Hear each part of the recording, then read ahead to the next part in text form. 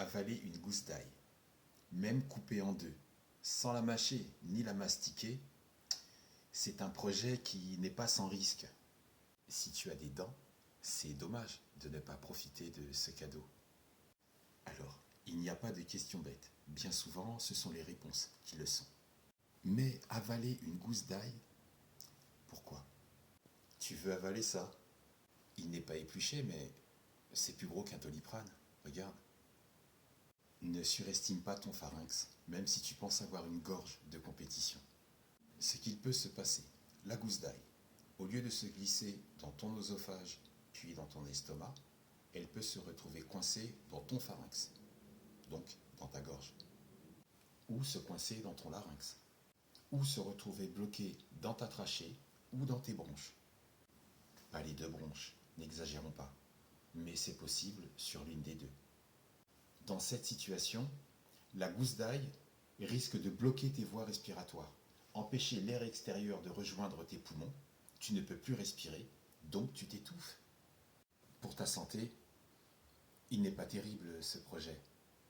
Quand la gousse d'ail fait fausse route, c'est-à-dire tout ce qui devrait passer dans ton estomac peut, par exemple, pénétrer dans tes poumons.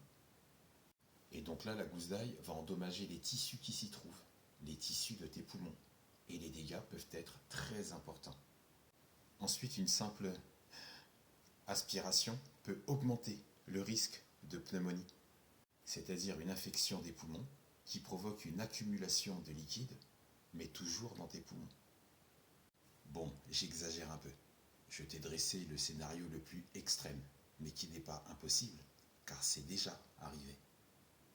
C'est juste pour dire que toute personne qui avale une gousse d'ail, je n'en suis pas responsable. Juste pour dire aussi que je n'encourage personne à avaler une gousse d'ail, même coupée en deux et même si tu as pris soin de retirer le germe.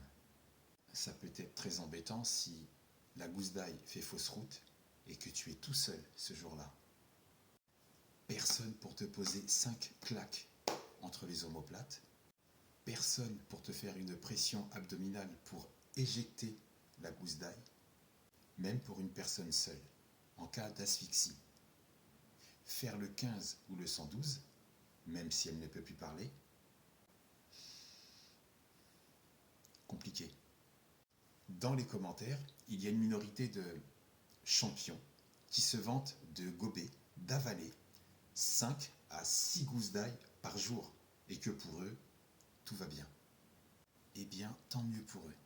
S'ils font partie de la catégorie de 1% de la population qui a une gorge profonde de compétition, j'invite tous les autres à ne pas reproduire ça chez eux. Et quant à toi, ne reproduis pas ça chez toi. Tu ne peux pas rivaliser avec des cascadeurs de la bouffe.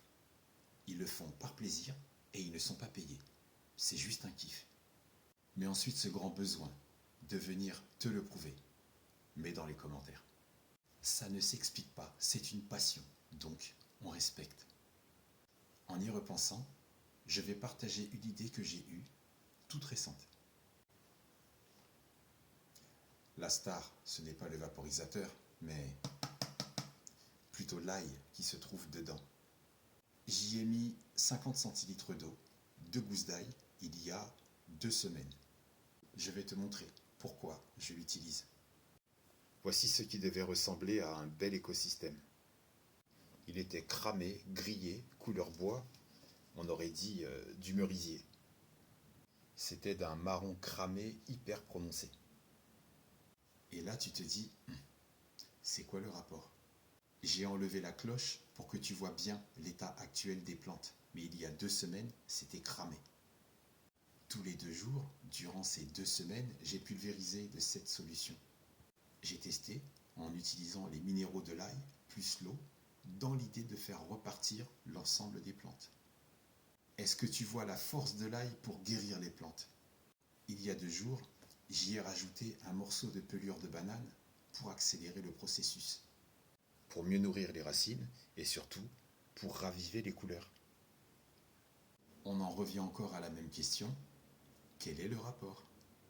Si tu ne veux pas ou si tu ne peux pas Mâcher une gousse d'ail, tu peux la consommer sous forme liquide. Tu prends une bouteille d'eau, tu y mets 2 gousses d'ail entières ou pilées, tu laisses faire toute la nuit et au petit matin, tu le bois. Et tes problèmes de mastication sont réglés. Une autre astuce, mais qui n'est pas de moi. Une personne dans les commentaires qui se nomme e.wiwi qui nous rappelle et partage une astuce de grand-mère. En ajoutant 1 gousse d'ail dans une bouteille d'huile d'olive, je pense qu'elle enrichit en saveur, j'imagine qu'elle enrichit en tout cas en saveur tous ces plats. L'huile d'olive se marie avec n'importe quel aliment, donc imagine l'huile d'olive plus ail. Et comme elle l'a indiqué dans les commentaires, elle en fait profiter ses enfants pour ses vertus antibiotiques. Elle a observé qu'avec cette solution, ses enfants ne tombent jamais malades en hiver. Donc, dans l'attente, prends soin de toi, tu as 2 solutions et que la paix soit avec toi.